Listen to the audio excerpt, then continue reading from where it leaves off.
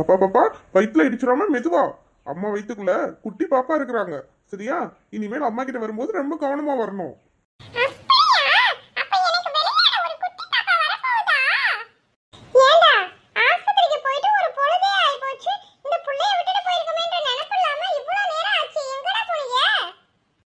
எம்மா, நாங்க 1 மணிக்கே வந்துட்டோம். அங்க ராணி அக்கா வீட்டுல இவளுக்காக சாப்பாடெல்லாம் ரெடி பண்ணி வச்சிருந்தாங்க. அப்புறம் எப்படி வரமாட்டேன்னு சொல்றது? அதுக்கு தான் அங்க போய் சாப்பிட்டுட்டு வரோமா. இனி இவள கையில பிடிக்க முடியாது. அங்க போய் சாப்பிட போறேன், இங்க போய் சாப்பிட போறேன்னு மூத்த பிள்ளைய வயித்துல இருக்கும்போதே அந்த அட்டகாசம் பண்ணுனா. நீ ஒழுக்கமா பிள்ளைய பாத்துக்கிட்டு வீட்டோட இரு, சரியா? ஊர் சுத்துற வேலையெல்லாம் வச்சுக்காத. இன்னும் நாம வீட்டுக்குள்ளேயே வரல. அதுக்குள்ள உங்க அம்மா அங்க போகாத, இங்க போகாத, அதை தொடாத, இதை தொடாதன்னு ஆரம்பிச்சிட்டாங்க. ஏட்டி, என்ன உன் நல்லதுக்கு தானே சின்ன பொண்ணு, இதுக்கெல்லாம் நீ கோச்சுக்கலாமா? அம்மா சொன்னா அதுல ஒரு காரணம் இருக்கும். சும்மாதான் சொல்றாங்க பெரியவங்க. நீ இனிமேல் அங்கிட்ட இங்கிட்டு போக கூடாது, வெயிட் தூக்க கூடாது. உங்ககிட்ட தானே டாக்டர் சொன்னாங்க ரொம்ப கவனமா இருக்கணும்னு சொல்லி. ஏடா, டாக்டர் வேற என்ன சொன்னாங்க? எதுவும் சொல்லாம நீங்களே பேசிட்டு இருக்கீங்க. பாட்டி பாட்டி, எனக்கு பாப்பா வர போதா? டாக்டர் சொல்லிட்டு இருக்காங்க. எனக்கு ரொம்ப ஜாலி. நான் மட்டும் தனியா இருக்கணும்னு நினைச்சேன். பாத்தீங்களா, இப்போ எனக்கு தம்பியா பாப்பாவா யாரோ வர போறாங்க விளையாடுறதுக்கு. Jolly jolly. எம்மா, அவளுக்கு எல்லாமே நல்லா இருக்குது. ஹார்ட் பீட்லாம் வந்துருச்சு குழந்தைக்கு. வெயிட் மட்டும் தூக்காம கவனமா இருங்க, மாடிப்படி ஓயாம ஏறி இறங்காதீங்கன்னு சொல்லியிருக்காங்கம்மா. மற்றபடி நல்லா ஆரோக்கியமா சாப்பிட சொல்லியிருக்காங்க. அவ்வளவுதான், எல்லாமே நல்லா இருக்குமா.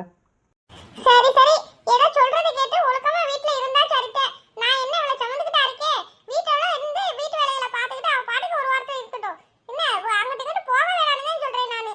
அதை புரிஞ்சு கேட்டு நடந்துக்கிட்டா போதும். ஏம்மா, உண்மையிலே சின்ன பொண்ணு அத்தை மாசமா தான் இருக்காங்களா? என்னால நம்பவே முடியலையே. ஏன் சத்யா அப்படி சொல்ற? அவ ஒரு பிள்ளையோட போதும்னு நினைச்சுதான் பேசாம இருந்தா. இப்ப கரு தங்கிருச்சு. கடவுள் கொடுக்கறத நம்ம வேண்டாம்னு சொல்லக்கூடாது. பெத்துக்கலான்ற முடிவுல தான் அவ ஹாஸ்பிடல் போய் செக்அப்லாம் முடிச்சுட்டு வந்துட்டா. இப்போ நல்லா இருக்கு குழந்தை. அதுக்கு தான் இன்னைக்கு உங்க அம்மா பிரியாணி செஞ்சு விருந்தே வச்சாங்க. ஆமாத்தே, சோனி இருந்த வரைக்கும் ரொம்ப ஜாலியா இருந்தது வீட்டுக்குள்ள. இப்போ நாங்க மட்டும் இருக்கிறோமா, ஒரு மாதிரி போர் அடிக்குது. அவ எப்ப பார்த்தாலும் அவ ஏதாவது சொல்லி நாங்க 2 பேரும் சண்டை போட்டுட்டே இருப்போம். விட்டுட்டு எங்கேயுமே போனதில்ல. இப்போ புதுசா இருக்கு இது எல்லாமே. அதனால அவ போனதுல இருந்து அம்மா பிரியாணியே செய்யல. இன்னைக்கு தான் செஞ்சிருக்காங்க பிரியாணி. அதுவும் அவ்வளோ டேஸ்டா இருந்துச்சு. நானும் வந்து சாப்பிட்டேன். ஏன் சத்தி அப்படி ஃபீல் பண்ற? அம்மா இருக்கும்போது உனக்கு என்ன கவலை? அம்மா என்னதான் இருந்தாலும் நானும் அவளும் ஷேர் பண்ற விஷயம்லாம் உங்ககிட்ட நான் சொல்ல முடியுமா? அவ கூட இருந்தா எவ்வளவு ஜாலியா இருந்திருக்கும். அதை தான் நான் யோசிச்சேன். சரி சரி, நீங்க பேசிட்டு இருங்க. எனக்கு அவசரமா தைக்கிற ஒரு ஜாக்கெட் வந்து கொடுத்துட்டு போயிருக்காங்க. நான் தச்சு தரேன்னு சொல்லியிருந்தேன். சாப்பிட்றதுக்காக தான் இங்க வந்தேன். சரி, நானும் சாப்பிட்டுட்டேன். நான் கிளம்புறேன். போய் அந்த ஜாக்கெட்டை தச்சு கொடுத்துட்டு சாயங்காலமா நான் வரேன், சரியா? சரி வசந்தி, சாயங்காலம் கடையை வச்சு வீட்டுக்கு போகும்போது வா, வந்து சாப்பாடு வாங்கிட்டு போ, சரியா? தம்பி சாப்பிட்டுச்சோ இல்லையோ, நீ இந்த பிரியாணி எடுத்துட்டு போய் கொடு சாப்பிட்றதுக்கு. சரிக்கா, நான் போயிட்டு வரேன். அம்மா, பேசாம சித்திக்கு ஃபோன் பண்ணி சித்தி, தம்பி, சோபி எல்லாத்தையும் நம்ம வர சொல்லுவோமா? எனக்கு ரொம்ப போர் அடிக்குதுமா. உனக்கு தனியா இருக்க கஷ்டமா இருக்கு, போர் அடிக்குது அப்படின்றக்காண்டி அவங்க பொழப்ப போட்டுட்டு இங்க வந்து இருக்க முடியுமா? இதெல்லாம் நடக்கிற பேச்சா? ஆகிறத விட்டுட்டு ஆகாத பேசக்கூடாது. ஏன்டி வசந்தி கதை ஒழுங்கா சாத்தாம போயிட்டாலோ? செல்வி, வா செல்வி, இப்பதான் உன்னை பத்தி பேசிட்டு இருந்தோம். வா வா. பாரச்சித்தி, நீங்க மட்டும் தான் வந்தீங்களா? சுபின் வரல, சோபி வரல, சித்தப்பா யாரும் வரல, நீங்க மட்டும் தனியா வந்தீங்க? அக்கா, அது வந்து எல்லாரும் தாங்க வந்திருக்கோம். ஏட்டி செல்வி, என்னாச்சு? ஏன் ஒரு மாதிரி அழுகிற மாதிரி பேசுறீங்க? என்ன? எனக்கு ரொம்ப பதட்டமா இருக்கு. என்னன்னு சொல்லு. என்கிட்ட இருந்த அந்த வயக்காட்டை இவரு அவங்க அண்ணனுக்கு எழுதி கொடுத்துட்டாருக்கா. நான் இதை கேட்டு சண்டை போட்டதுக்கு தான் நீ போன்னு சொல்லி என்னை அடிச்சு துரத்தி விட்டுட்டாரு. இப்படி ஒரு ஏமாளி பொழப்பு நான் பொழைக்க கண்டமா? என்னக்கா சொல்றது? எல்லாருக்கும் நல்ல பிள்ளையாயிட்டு வீட்டுக்குள்ள இப்படி இருக்கிறாருக்கா. எப்படிக்கா நான் சமாளிக்கிறது? பிள்ளைகளை கூட்டிட்டு கிளம்பி வந்துட்டேன் நான். இந்த பிள்ளைய ரெண்டும் வெளியில உட்காந்துருக்கு பாரு. ஏண்டி, உன் இடத்த எப்படி நீ எழுதி கொடுக்க விட்ட? அது உன் பேர்ல தான்ட்டு இருந்துச்சு. அக்கா, அந்த இடத்த எப்பவோ என் பேர்ல இருந்து எழுதி வாங்கிட்டாருக்கா. சரி, அவர் பேர்ல தானே இருக்குன்னு நினைச்சு நான் பேசாம இருந்தேன். இப்ப பார்த்தா நான் ஊர்ல இல்லாத நேரத்துல பார்த்து அவங்க அண்ணன் வந்து ரொம்ப கஷ்டமா இருக்குன்னு சொல்லி கேட்டு புலம்புனாராமா. அதனால இந்த இடத்த வச்சு நீ ஏதாவது செஞ்சுக்கோன்னு சொல்லி அவர் பேர்ல எழுதி கொடுத்துருக்காருக்கா. ஏதோ காசு பணம் கொடுத்து உதவி செய்யலாம். இருக்கிற இடம் அது ஒண்ணுதான் இருக்கு. நம்மளும் ஒரு பொம்பளை பிள்ளைய வச்சிருக்கோமே அப்படின்ற ஒரு யோசனை இல்லாம இப்படி பண்ணி வச்சிருக்காருக்கா. நான் என்னக்கா செய்யறது? சத்யா, போய் பிள்ளைகளை உள்ள கூட்டிட்டு வாமா, போமா. சரி செல்வி, அழுகாத. அழுகைய நிப்பாட்டு முதல்ல. நீ பேசாம இங்கே இரு. மாமா வரட்டும், பேசி என்னன்னு முடிவு பண்ணிக்கலாம். நீ ஒன்றும் வருத்தப்படாத. நம்ம அதை இப்ப இடத்த வாங்கிடலாம், சரியா? அக்கா, இன்னொரு விஷயம் தெரியுமா? அந்த இடத்த எழுதி கொடுத்ததுக்கு அப்புறம் அது நாங்க குடியிருந்த வீடு வந்து எங்களோடது இல்லைன்னு உனக்கு நல்லாவே தெரியும். அந்த மூத்தாரோடது தான். அவங்க என்ன பண்ணிட்டாங்க, இடத்த எழுதி வாங்கிட்டு வீட்டை காலி பண்ண சொல்லிட்டாங்க. இப்ப ஜாமாஜி தள்ளிக்கிட்டு நான் எங்க போறதுன்னு தெரியாம இப்படி வந்து நின்றுட்டு இருக்கேன்.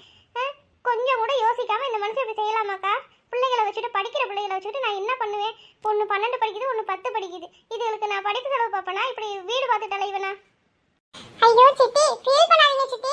நீங்க இங்கேயே இருங்க. நீங்க எங்கேயே போக வேணாம், எங்களோடயே இருங்க சித்தி. சரி சரி, கவலைப்படாத செல்வி. நம்ம இடத்தெல்லாம் மீட்டு எடுத்துடலாம். ஒன்றும் கவலைப்படாத. நான் உங்க மாமா வந்ததும் போய் வக்கீல பார்த்து பேசிட்டு வர சொல்றேன். சரியா? இப்ப அந்த மனுஷன் எங்க போயிருக்கிறாரு? அண்ணன் வீட்டோட போய் உட்காந்துருக்காருக்கா. ஏடி, அவர் அப்படி இருக்கும்போது நம்ம என்னடி பண்ண முடியும்? வக்கீல்கிட்ட போய் பேசினா கூட உங்க வீட்டுக்காரர் கையெழுத்து போட்டு கொடுத்ததுனால நம்ம ஒண்ணுமே பேச முடியாதே. சரி பரவாயில்ல, எது நடந்தாலும் சரி. நீங்க 3 பேர் இங்கே இருங்க. பிள்ளைகள்லாம் இங்க இருந்து பள்ளியெடுத்து போட்டோம், என்னன்னு நம்ம பாத்துக்கலாம். நாங்க இவ்வளவு நேரம் உங்களை பத்தி தான் பேசிட்டு இருந்தோம் தெரியுமா? பேசாம நாங்க 2 பேரும் தனியா இருக்கிறோம். அப்பாவும் வேலைக்கு போயிடுறாரு, நானும் பள்ளியிடம் போயிட்டேன் அப்படின்னா அம்மா மட்டும் தனியா இருப்பாங்க. நம்ம ஒண்ணு சரி பேசாம சித்தியவும் பிள்ளைங்களையும் கூப்பிட்டு இங்கேயே வச்சுக்கலாம் நம்ம அப்படின்னு சொல்லி நாங்க பேசிக்கிட்டு இருந்தோம். பாத்தியா? ஆனா நல்ல விதமா இல்லாம நீங்க ஒரு பிரச்சனையோட வந்திருக்கிறது தான் எனக்கு கொஞ்சம் கஷ்டமா இருக்கு சுபி. அக்கா, அம்மா பாவம்க்கா, காலையில இருந்து அழுதுட்டே இருக்கிறாங்க.